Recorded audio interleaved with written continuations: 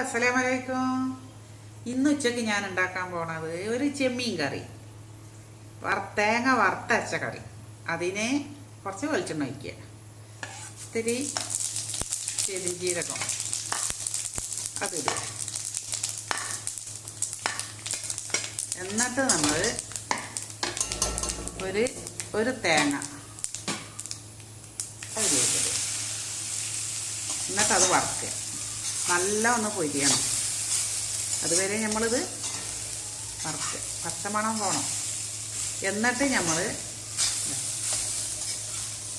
മുളക് പൊടി 2 ടീസ്പൂണ്, എരിവില്ലാത്തതും എരിവുള്ളതും രണ്ടും 2 ടീസ്പൂൺ. തേങ്ങ ഉള്ളതല്ല, ഇത്തിരി മുളകൊക്കെ വേണം. 2 ടീസ്പൂണ് മല്ലിപ്പൊടി, പച്ചമല്ലി, 1 സ്പൂണ് മഞ്ഞൾപ്പൊടി. ഇത് തേങ്ങ ഒന്ന് നല്ല വറുത്തതിന് ശേഷം മൂത്തതിന് ശേഷം ഇതിടാൻ പാടുള്ളൂ, അല്ലെങ്കിൽ കരിഞ്ഞു പോകും. അതുപോലെ വറുത്ത് ഇങ്ങനെ മൂക്കണം കേട്ടോ, മസാല ഒക്കെ ഇട്ട്. എന്നാലേ നല്ല കറി, ചെമ്മീൻ കറി ടേസ്റ്റ് വരുള്ളൂ. നല്ലപോലെ മൂക്കണം. പുളി വെള്ളമെടുക്കുക, തക്കാളി, പച്ചമുളക്, ഉരുളൻകിഴങ്ങ്, ക്യാരറ്റ്, അത്ര മതി. എല്ലാം കൂടി ഇങ്ങനെ അരവിൽക്കെടുക്കുക.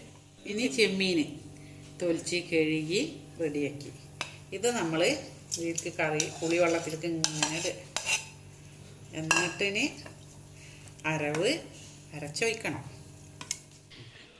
ചെമ്മീൻ കറി വെന്ത് ഇനി ഇതിലേക്ക് ചെറിയ ഉള്ളി, കുറച്ച് വെളിച്ചെണ്ണ, ഇത്തിരി ഉലുവ വറുത്തിട്ട് ഇതിലിടുക. ചെമ്മീൻ കറി റെഡി.